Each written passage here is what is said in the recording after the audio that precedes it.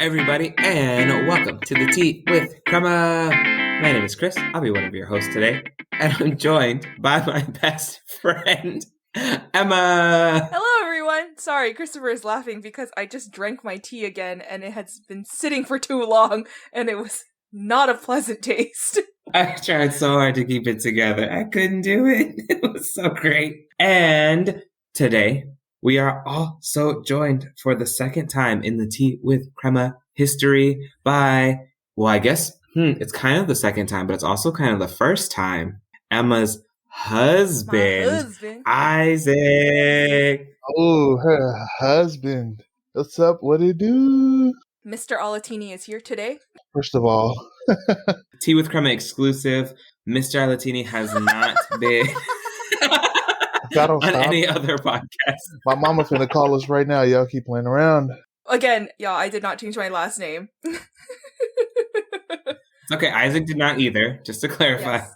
No last names were changed in the making of this podcast. Oh my gosh. Okay, so today is a little bit different from almost any other episode in that we planned it like yesterday o'clock because it just came up. It was natural. It just happened. So we're running with it. And the theme is Black Panther, Wakanda Forever, which at time of recording and time of release at this point came out about a week ago. We didn't plan to have this episode because we thought we were just going to watch it and it was going to be a movie that we had. And then we started talking about it and yeah, it got a little bit more real than normal. We just worked this one in there. We brought on Isaac because he got to see it.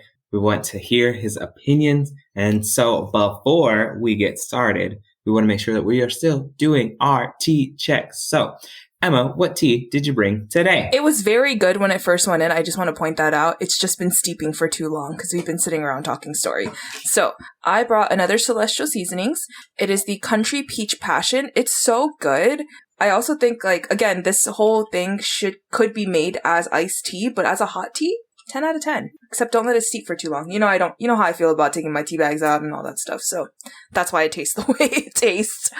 Isaac, what are you drinking today? I've got the blueberry celestial tea. Personally, I'm a huge fan. If you add just a little bit of sugar, it just makes it a billion times better, cold or hot. Just a spoonful of sugar. Maybe two spoons. Also, Isaac likes everything sweet, so take his word with a grain of sugar. What are you drinking today, Chris? Today, I have a Lazy Morning Tea by Renegade Tea Estate. And I will not lie, I really went into this thinking it was going to be really awesome, really good. The packaging really sells it. They talk about how it is BS free and there's no chemicals and it's growing. And it even outlines the 7-part step on the back about how the tea was picked and withered and fixed and rolled and dried and roasted and dried again. And then I drunk it and I was like, this is hot leaf juice. No BS though. I'm surprised they didn't tell you who personally washed it at certain times. Maybe we do a little bit of chemicals. Is that controversial to say? Sometimes the chemicals, the preservatives be doing something. I don't know what they're doing. Man, in the peaches or the pears and the cans, the preservative juice in there, it just adds to the flavor. So good. But I don't know, but this wasn't it. Sad. I'm sorry for you. Hot leaf juice. Okay, don't forget to take a picture and then we'll put that on the Instagram so the people know. That's fine. It'd be like that sometimes. Some teas are great, some teas not so much. But the tea today with the Tea with Crema is how we felt about the Black Panther Wakanda Forever movie. So it is a sequel. And if you haven't seen it and are afraid of spoilers, come back to this episode after you have seen it because it's only been a week. So we recognize that some people are saving it for Thanksgiving, which is coming up and you're going to see it with your family. So stop by next weekend. Check out the episode then. There you go. But at this point, go ahead and tune it out because we are jumping right in. Spoiler alert given. I took all the time that I needed for you to find your phone wherever it is and pause and move to the next episode. But we got to keep going. So getting started today. We're keeping it simple. We have our pros, we have our cons, the things that we liked, the things that we disliked, and then our overall rating. So I'm going to open up the floor to the things that we liked on Black Panther, Wakanda Forever. So what were some things that y'all enjoyed after you saw the movie? I really loved the intro. Like, dude, like I was in tears just because, you know, like knowing how Chadwick Boseman, how much he put into it, and then just seeing like some of the stuff that the actors and actresses did like for him outside of, you know, Black Panther, and then they just literally gave him like his moment of silence, like that. I don't know why. It just seemed so beautiful to me. I was like sitting there crying, and I'm pretty sure I heard other people crying around me. I don't know. It was pretty wonderful. I really liked it. Yeah, that opening scene where like normally they have that Marvel music, you know, that introduces, and the entire thing was just all Chadwick Boseman from every single movie that he's ever had an appearance in the Marvel universe, and the silence that just came with it was just, it was a lot. Yeah, I will say that I really did like the way that they handled Chadwick Boseman's death. You know, they like addressed it as they could, and it was almost like they addressed it realistically too, right? Like that no one knew. And they said that, and like by the time they knew, it was too late, right? That whole opening scene is talking about how Shuri couldn't help him until it was too late. And that's kind of exactly how he had passed away. No one knew until he was gone. I would agree. It was a chef's kiss moment. I know sometimes, you know, like they do that digitally altered face when they're trying to make an older actor appear like a younger version of themselves. There was none of that. So there was no, if it wasn't archive footage, which they were very sparingly using, it didn't exist. Yeah. His character was not there. So just like peak respect. It was, I agree. Were there other parts that you liked about the movie? There was one part that Isaac actually, like, I had not noticed until he was like, hey, they're like playing the Mayan game. So I had to actually look up what the game is called. Google calls it the Mesoamerican ball game, but some people call it pits, and then others call it pok-ta-pok. So that was like really cool. Like the first time that they threw like the water bomb and he like hit it with his hip, and Isaac was like, did you notice that? And I was like, what? And then I realized, I was like, oh man. I was like, so I felt like the homage to Mayan culture also spot on. I don't know if I can say it was accurate because I'm not of the community, but I felt like the things that we've learned about historically was there. It was present. So it wasn't just like random, you know. I just recognized the game from The Road to El Dorado. Same. That's where I remembered it too. Well, also, you know, like I've seen it in like history classes and stuff, but that's where I first noticed it was Road to El Dorado. And even the way that they were like handling that whole fight scene with when it was like the Talokan versus Wakandans on the ship, like they were also doing moves from that as well, I felt like. So yeah, shout out to whoever was the historical team on that and for making it realistic. Yeah. Anything else that you guys liked? Angela Bassett. Enough said. If you've seen the movie, you know she delivered from start to finish the whole time. Like you were sold on everything she was doing the whole movie. So that's all I got. Like it was just amazing, her performance. She's just a great actor. And like her handling the death, I think also because, you know, we had seen outside of the movie the way that the cast had handled the death of Chadwick Boseman. But so it really was almost like a tribute to him. Like this movie was their like tribute to him and his like what he brought to the storyline. But yes, Angela Bassett, she was serving the entire time. That was, that really sold it. I don't know, Isaac, you're nervously quiet on this part. Oh no, I thought she did great too. I really liked the other aspect of how they tied in Chadwick Boseman's death to the Purple Heart Flower. Like I thought that was such a cool thing that like even though he wasn't mentioned, like in the beginning she was creating it for him, and in the end she still created it for him when she was asking to like bring up his DNA and all this stuff, and then knowing that like that kind of gave her like the satisfaction that like she could have saved him. You know, like that kind of like helped her. That she created the Purple Heart Flower. But I feel like that was like the whole point, right? Was that she had stopped, but I don't think it was for Chadwick Boseman. That part I don't fully agree with. It also makes me curious to know if like that was a part of the plot originally. Because it was going to have to come back. Like they had to have the purple. To make the Black Panther, yeah. That's literally the main ingredient. That's the ingredient, really. Thank you, Michael B. Jordan. Thanks a lot, Killmonger.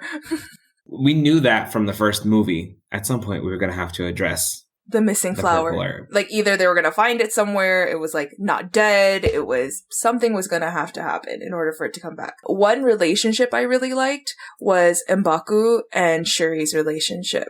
I feel like they had, because of the fact that, like, obviously he challenged him in the first movie, you know, there was really like the starting point for them to kind of like, after he had saved T'Challa in the first movie, then it kind of like was that kicking off point of, oh, okay, you know, like we're on an understanding. So then in the second movie, when he really became her advisor and was a part of that and like almost kind of took her under his wing as like a little sister again, I really liked that aspect too. Also, I just thought M'Baku was so funny in this movie. He was just like, well, how do y'all get anything done down there? Because why are we complaining about things in the snow when you are a guest on my land? Like, no, things we're not going to do is have this happen. His whole life changed after he got hit one time by Namor. When that happened, I was like, oh no, Isaac, is he going to die now? And he's like, no, they can't kill him off. I was like, I don't know, they could. They can't kill off M'Baku. People want him to M'Baku their backs, whatever. It was nice. He was fun, this movie. Now it's time for the fun part. The things that we did not like as much as the rest of the movie. So I will open the floor and we'll see if any of these topics overlap. So who would like to list the first thing they did not like about this movie? One of the things I didn't like, not necessarily didn't like, I thought it was a bit odd that they gave them some type of hand gesture, right? Like, I don't think they needed that for the sake of, you know, like Wakanda having the Wakanda Forever, you know, the arms crossed. It was a little bit odd to me that, like, the only brown peoples in this like universe have some type of hand gesture, right? Like, you don't see white people just like seeing each other on the street and, you know, whipping up their signs. Is that what you're trying to say? Yeah, because, you know, like, okay, you think of like all the Americans in the Avengers, right? Like, they don't just be saluting each other. Like, there was no like actual need for them to have this hand gesture, and I feel like they did it just because Wakanda has one. You know, like it's now I don't know if that hand gesture has any like significance to the actual culture or not. That's also part of it, but I feel like they really could have left that out. I just want to like piggyback off of that and just go a little bit deeper about that with the whole, you just said, you know, why are the only black and brown people having hand gestures? Why are the only black and brown people fighting against each other? Let's talk about that for a second. Christopher, I know you have thoughts on this. That took me out of the movie the absolute most, easily, by far, was that whole dynamic that was established in the movie of having indigenous folks versus Africans with white people helplessly in the background. And then trying to like point the fingers at the Wakandans the entire time. The conflict didn't sit right with me. I still haven't 100% figured out the words behind it, but I didn't like it. And then doing just the teensiest bit of research on the actual character Namor historically in the comic books and how they made them this whole culture indigenous as opposed to closer to Jason Momoa's Aquaman Atlantis, where I felt like for the most part that was more in terms of like traditional races a bit more ambiguous. Like Atlantis felt more racially ambiguous in Aquaman versus here where it was very clearly derived from a culture that we see on the land just put in the water. And so it just felt very black versus brown. It felt weird and it really made it hard to enjoy anything else in the movie for me. That kind of ties into what I was saying about the hand gesturing, right? Like if you look at like gang culture, which is predominantly black and brown, right? They're usually just throwing hand gestures at each other and fighting. Like that's what was kind of like getting me about this whole movie, about them giving them their own hand gestures. Like it just felt like I was back in like my neighborhood watching people down. Oh, did we just have a tie-in to gang culture about, okay, let's talk about this social commentary for a second. I mean, so there's always like this, like, I feel like relationship historically where a lot of people don't address it. And I think now it's starting to come out a little more where we're trying to now discuss like, why are these things happening in our communities? Like there's still rampant anti-blackness in brown communities, which again is a whole nother commentary that we could have and dialogue. But yeah, that just also, just echoing what you said, Chris, did not sit well with me as I was watching it. And I was like, why are we having the only two communities of color fighting against each other in this movie? And then you have the white people and all of the agencies and whatever assuming that it was Wakanda, right? Like assuming, because, and the thing that like got me as well was that they kept trying to like pin it on Wakanda, saying all of these things when they know, like, if they had the vibranium, and they said it, if you had the vibranium, you would be doing the same exact thing. But again, it wasn't even Wakanda's fault, but it was like for profit. It was like for exploitation, this whole thing with vibranium. Right. They were like, oh, we think it's Wakanda now. We have a reason to go to war with them or something like that. I really think that was the big thing that like led to this episode, because that was the part that really like took me out of the movie ultimately, was the way it was set up. And I mean, again, we also know that like they're not the only cultures that are non-Eurocentric in the world. However, I will say in terms of like the Marvel Cinematic Universe, I would say outside of like alien cultures who don't live on Earth, these are the two biggest non-white communities that we have established in the cinematic universe. And then to immediately pit them against each other, it was very frustrating. And then to have the way that it ended with, now they're only allies because Wakanda is going to be facing threats from outside white world powers. Okay, so this is the part that Isaac and I disagreed on. I thought that when Namor is having that conversation with Namora, is that her name? At the end of the movie, is telling her Wakanda's about to come under attack, and that is going to be now our time to be allies and to help Wakanda. But in my head, I took it as like, we're going to help Wakanda, but essentially we're going to come out on top. Did you interpret it that way? What would be the other option? If you listen to their conversation, he mentions that how Shuri spared his life, right? And then he goes on to say how with their partnership, with their allies, with them as allies, they are now stronger than ever. Like with their help, they are the strongest they have ever been. And then on top of that, he goes on to say soon enough, because she wanted to fight with him. And he was like, reassuring her, he's like, we will, because the world will come for Wakanda and we'll be there to help them. I think it was more of tying them in together because of the fact that throughout the whole movie, he didn't want to fight them. And the only reason why he even started the war with them was because the U.S. had reached their borders. All he wanted to do is keep his people safe, right? He even took Shuri down there, showed her. It's like, look, I created the sun for my people. We want to stay hidden. And they even mentioned that he kind of blamed Wakanda for it because he says, since you guys showed vibranium to the world is now looking for it, which brought the U.S. to their doorsteps, which is why he was trying to force Wakanda, before fighting them, trying to force them to fight off the rest of the world, already trying to establish an alliance. Now, maybe he didn't go the right way, but I think if you look at like his actions and intentions, he never meant to make a full enemy out of Wakanda, because there was no way they were going to win that battle, right? Like that's stalemate. You can't beat the ocean, and the ocean can't come to the land. They were never going to like fully take each other out. I think what he meant to do in the beginning was start an alliance, but then blood was spilled, and I think it's just got a little bit more twisted, complicated when you have your people's feelings involved.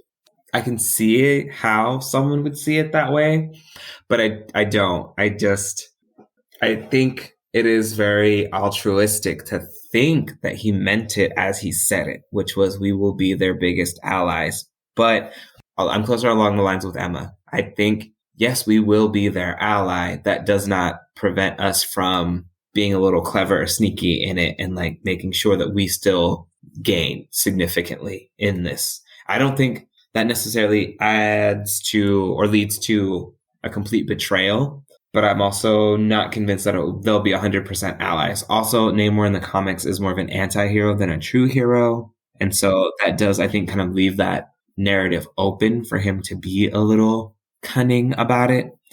But I definitely got closer to Emma's interpretation of like, we'll help them, but like wink, wink, every now and then kind of help. Like will be there, but not necessarily 100% all the time. Because they're still not known. Like, their existence is still unknown to the rest of the world, right? It is still Wakanda versus the rest of the people. And Wakanda is now still under the understanding that, like, we're not going to say anything about you guys. We're going to keep you safe, right? So I feel like there is, I don't know, there was something just about the way that he had said it at the end where I was like, because he had said, right, the surface world, like, we're going to dominate the surface world. That was his whole goal, his whole intention. And his timeline, you know, maybe it got pushed up. I don't know. They've been under the water for 600 years.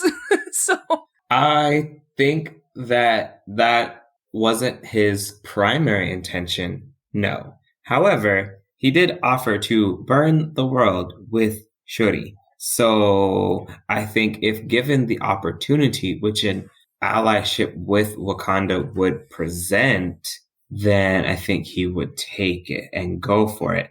I think it also, you have to consider that at present, Wakanda's in a very precarious situation because they're being led by a pretty young leader now. I'm still not sure that she has fully worked through the sorrow that comes with that and is young to begin with and is now in charge of leading a country in a way that in theory would help them stay as a peaceful nation with people constantly coming at them from all sides and trying to find this new, essentially they're trying to like re-navigate the world. She's leading the world in a way that Wakanda's never had to navigate before, while being young, while dealing with the trauma, while now dealing with also Talokan. And I think that was set up for him to futurely take advantage of that naivety, which also leads to another part of the movie that I did not like, which was their final fight, because I did not understand how she won. she dehydrated him. If we're being Did you honest, not see the dehydration? Even dehydrated, he beat her. I don't understand. And then all she did was put him back in the water, and he was good as new. Could have then retook the fight in that moment. The only thing that stopped him was, honor, a clean, nice little bow so that Black Panther can come back in future movies. Like, it didn't, the way that they set up the Talokan Empire and like the power level that this empire and these people had, it did not make sense. How they lost. It didn't. Yeah. Like, they had clearly beaten the Wakandans on a boat, which also, why would you go on a boat and fight ocean people? That didn't make. how else are you supposed to fight people in the ocean? Why would you fight people in the ocean on a boat? How else would you? On the coast. That's the closest to the ocean. I'm going to fight people on a boat. So I get some land and you get some water. Things I'm not going to do, put myself in the middle of the singular element I can't breathe in and you thrive in. That didn't make sense. That was a setup for Wakanda to lose from start. And then she exploited an Achilles heel in a way that just felt like to me, it just didn't feel like it depowered him enough for her to win. That win felt wildly forced. With that spear thrust, I was like, it's done. She lost. That was kind of badass, though, how she broke in and just pulled it all the way through. Like that, I'm not gonna lie, that's pretty tough. I will say, though, that they never really explained how the fish people died but didn't die. When Okoye stabbed them, right? But then if you look at the boat scene, like, they were never gonna win because if they don't die, they were just gonna get stabbed and come Exactly. back. Like, the Wakandans were clearly down to like 5 people left, and of course it's the main cast. I agree. It didn't make sense. The power levels were not. The math was not mathing. I just felt like Talokan as a empire, the way that it was set up in this movie, made it seem like they were closer to the level of like maybe Asgardians. Maybe stronger. And I don't even know if stronger so much as like they had that like immense durability. I don't know. Actually, I still from the movie could not tell you outside of like drying them out what would kill someone from this empire. I don't know. It was very unclear. So I really don't know how we call that a win for Shuri. Literally outside of honor, because she dried him out and like you put him back in the water and he was ready to go round 2. Could have finished it right then and there. This goes back to my point about Neymar maybe not wanting world domination, right? Because, I mean, he stated in the movie too that like he wanted to keep his people safe. And the only reason why he's out there talking to them was because they had approached their borders and like his people weren't safe anymore. I can like see that point, but also in Neymar's point of view, right? He's 600 years old. versus this 20, maybe 25 years old. I don't know how old Shuri is now, against this 25-year-old girl. If I were someone that were like that and I were like a warlord, not like if I were war driven and understood war the way that he does, I would say, okay, if I kill her right now. How does he understand? Because he was a child and they've never had any contact or any interaction with Did he not anybody kill an else. entire Spanish? That's it. And then he goes back to the water forever. That's all that we were shown. Yeah, that doesn't mean that he doesn't understand what has gone on throughout this whole time. But again, right, like if I were, and it doesn't show that he hasn't had conflict under the ocean either, right? There could be other worlds because down there. Also that lady that she interviews in that village had made it very clear that these people had not gone and just disappeared for all of these years. They had had interactions with people up until that point. So it wasn't as if they had like disappeared off the face of the earth and like had been in hiding all of this time.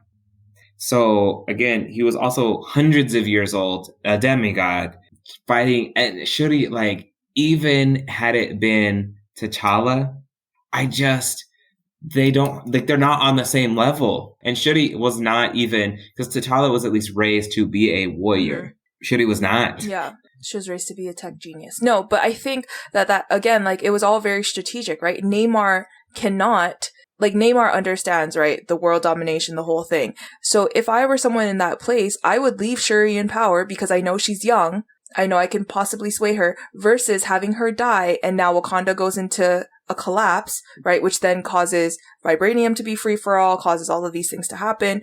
Like, a collapse of Wakanda is more dangerous to Namor than having Shuri stay in power. So I think at the end of the day, that's what it came down to, right? You always have to, you gotta lose some battles to win the war. Ooh, can we get that as a quote, please? Did you just woo your own point? Free tweet!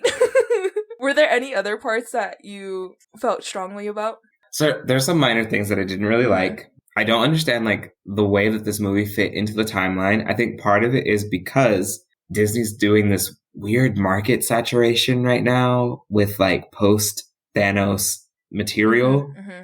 And it made it really hard because there's been so many shows since then. And it's really hard to figure out how did this movie fit into the grand timeline? Because it felt really far away from the snap, but then also it felt still really close because they were still mentioning certain things. Like, I was just like, have we let the snap go or have we not? But then Namor's over here getting upset about stuff that T'Challa said at the end of Black Panther 1. That's right. So did they get snapped underwater?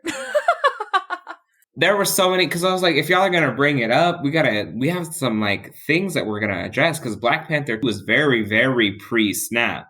And so now you have this whole empire of people who are mad about something that T'Challa did well before this snap. We have all of the things that happened before the snap, and now you all are getting upset about something that happened, like, before all of this other craziness was happening. Where I was like, I was like, why are these people, ultimately, I was like, why is this conflict happening right now? That's true. Oh, I forgot. Yes. Okay. Now I understand. Yeah. Because Neymar's getting upset. Maybe Neymar got snapped too. And then he came back. He's like, you know what? Still mad. I'm still mad, y'all. Because no time passed for him. He was snapped and unsnapped. So yeah, maybe that's what it was. It was like T'Challa made the announcement and then he got snapped. He came back. He's like, oh, we still going after vibranium? Yeah, I'm still mad. Like, you're right. Maybe that's the solution to the problem. And I was just like, what? I don't understand why this man is so mad about something that happened so many years ago. But maybe underwater time goes faster. I don't know. One minor qualm is, what is Valentina Allegra de Fontaine doing in these movies? Because if I see her in another movie with an unclarified role. But who is she? That's the CIA lady. Exactly. Who is she? She was the CIA lady in this movie. Oh. She's been in Black Widow, I believe. She was in... That's the Sancho lady? Oh, that's right. I couldn't place where she was from, but yeah, she's the one who gave Florence Pugh, whatever her name is, Black Widow's little sisters, gave her the assignment. Yeah. Julia Louis-Dreyfus. Yeah. I'm sure her character will come into play more because if she's anything like the Shield and Samuel Jackson... If she's supposed to be the foil to Samuel L. Jackson, no, I don't accept. I want to know, how do they bug vibranium bracelets? Like, that's just that they don't explain some of these things. Like, They didn't bug the bracelet. They bugged his phone. no, they bugged the bracelet. She said they bugged the beads. She had placed the bug before he got to the crime scene. That's how she knew everything was happening. Well, I guess I'd have to understand how the beads work to be able to figure out how that works. So you're right. That's an unanswered question. What happened? Also, if you're especially because the Wakandan technology is so advanced, like how did we not sense the bug? I mean, even then, right? If he was ever just looking at the beads, he would notice something on one of them that just didn't fit. You know, like You would think, but out of 5 stars, what would you give the rating? I'd give it about a 4.5 maybe. Okay. Would you recommend to a friend? Oh yeah, I definitely would. But you definitely said that you liked the first movie better. Well, I liked the first movie better, but the first movie to me is a 5. So like I give this one like a 4.5. Ah, I see. I would give this a 3 out of 5. I would recommend it to a friend. I think that was one of the best ways that I've seen a real life death be handled in a series like this. So I would give it a 3 out of 5. I would recommend it just because I think that it is a great tribute to Chadwick Boseman. What about you, Christopher? I also gave it a 3 out of 5. Black Panther, the first, 5 out of 5. Yes. This one was 3 out of 5. And again, the pros were really great. Angela Bassett really delivered. The tribute was really amazing. I really liked the inclusion of queer characters in a very natural and authentic way. It did not feel shoehorned or forced. But I cannot get over Wakanda versus Telegon. See, well, I had this conversation with Emma, right? Like, there was no way they could have done this right.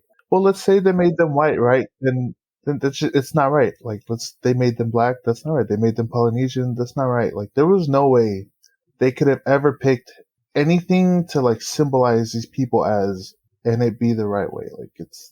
I don't know. Had they been white mermen, I would have just watched the movie and been minorly annoyed with some of these other qualms that I had, like plot wise.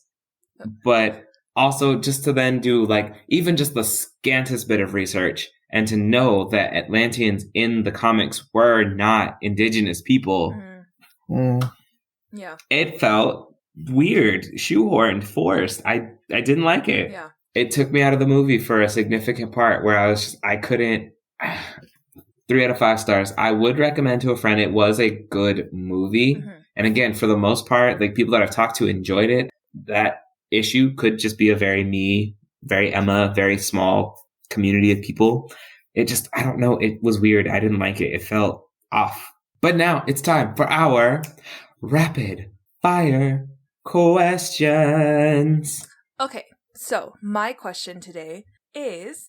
No air horn? Wow. We said we don't need no sound effects. I was going to do it. Oh, I was going to do it, but then I was like, oh no, she normally does it. And then I was going to make a comment like, wow, you guys still don't have the sound effect? Like, first of all, don't be rude. First of all, we don't. We don't. It's been 47 episodes at this point. Second of all, don't be rude. Okay, I don't know if we ever going to find it. Intro it again, sorry. And Isaac will do the air horn this time. Okay, everyone. Now it is time for our... rapid fire question! That's a pretty good one. Oh, was that the little, when it makes it, like, foggy in the club? It was just, like, little explosions in the background. It works. The confetti machines. I see. You guys got the premium sound effect today. Wow. We didn't even have to pay for it. Oh, no, I'm charging you. My question today is, what is your favorite superhero movie, and then what is your least favorite superhero movie? Least favorite, I already have, like, loaded, if you guys need time to think. Go ahead. Batman versus Superman. Terrible. Isaac and I almost walked out. Oh. And I will talk about this movie to the death, because Isaac and I looked at each other, I was like, why are we still here? Especially because Superman is Isaac's favorite movie, like, superhero, and then you know that part when he's like, Martha, how did you know her name? You know my mother? How do you know my mother's name? Are we friends now? It was too much. I started the movie, couldn't finish it, so I can't put it on my least favorite because I didn't finish it to dislike it. Yeah. But I also did not like the new Fantastic Four remake that they tried. Oh, that one was pretty bad too. It was bad. I was like, oh, this is... I don't know what to tell you. It was the one with Michael B. Jordan, and I don't know any of the other cast, but I like the concept that they did to create them. I don't like the way it was executed. Like the movie was just not good, and it was a little cringy because Ed Reed is supposed to be like this smart, like not funny character, and they tried to make him like the funny character, which is weird. Or Ed Reed, whatever his name is. I called him Ed Reed. Oh my gosh, he's not the safety figure. Well, anyways, Wait, isn't that his name, Dr. Reed? I wouldn't have fact checked you on the first name. It's Reed Richards. oh, Reed Richards. There we go. Ed Reed is an actual football player. Yeah, Ed Reed's a football player. I was thinking of the football player in my head. His name came up. He's a stellar player, anyway. So it's fine. Stellar player, trash movie. I think my least favorite one was probably the new Batman. It was The one with Edward Cullen in it? It was horrendous. Yeah. With Edward Cullen, exactly. Sorry, Robert Pattinson.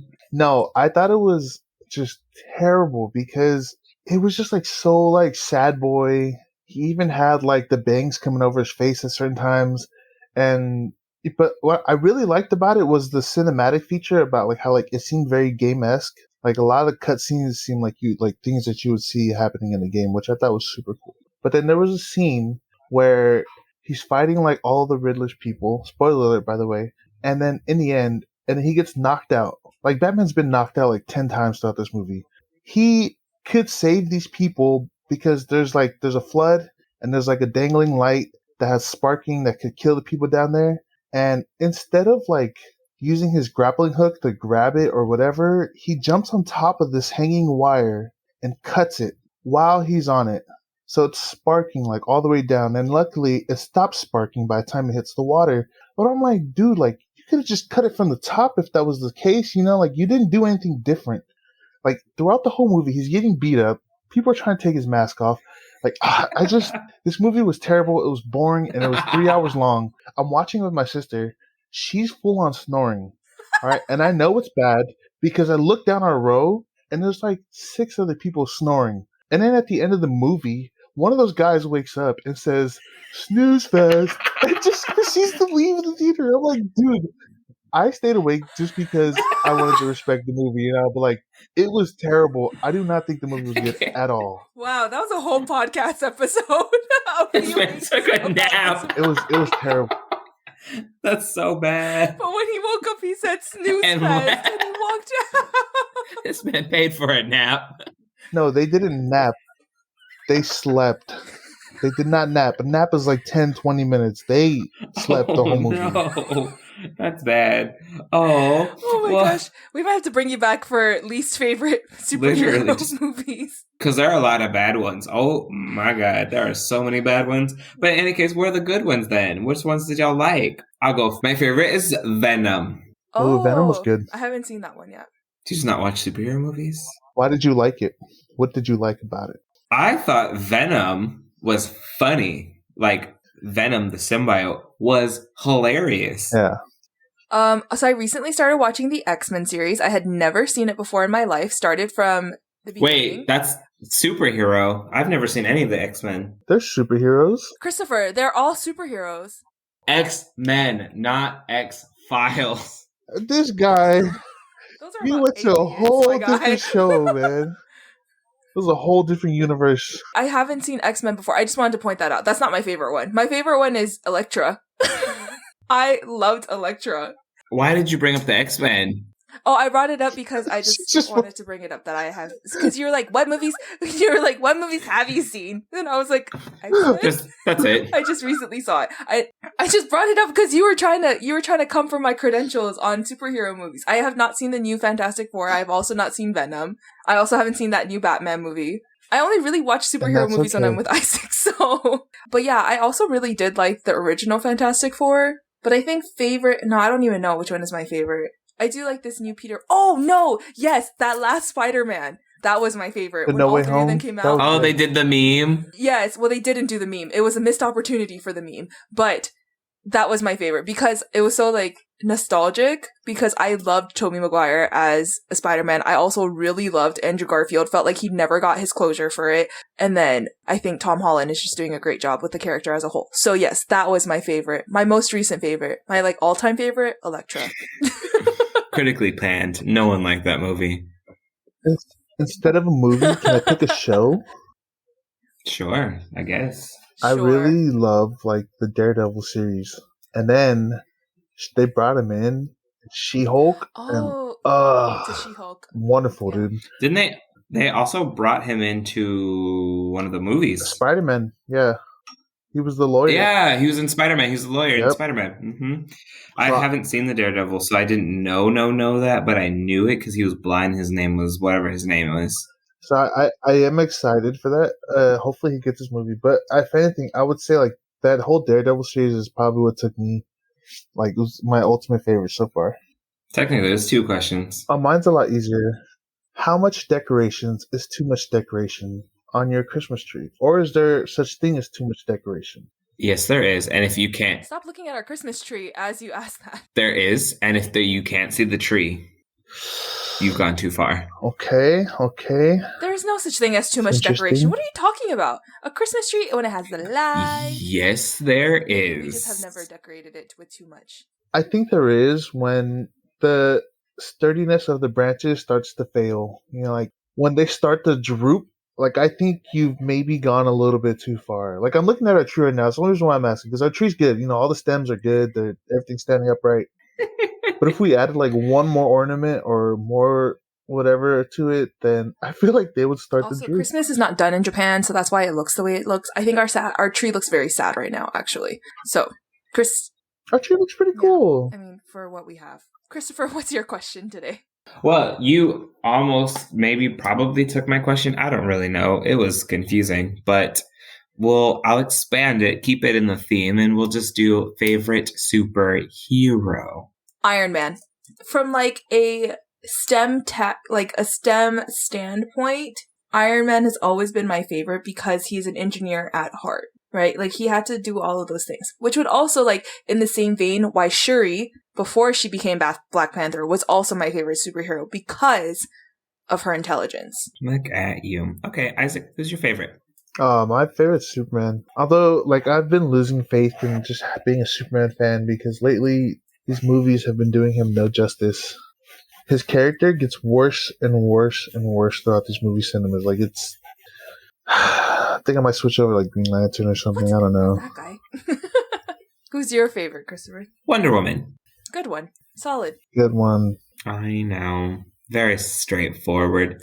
I like her. She's cool. Her movie was really good. The second one. Not good at all. That second one was trash. Not good. Oh, I didn't watch it. What was so bad about it? Kristen Wiig was like, I don't know what she was doing. She had bad hair. I don't know. It was weird. It went nowhere. I don't know. But it's okay.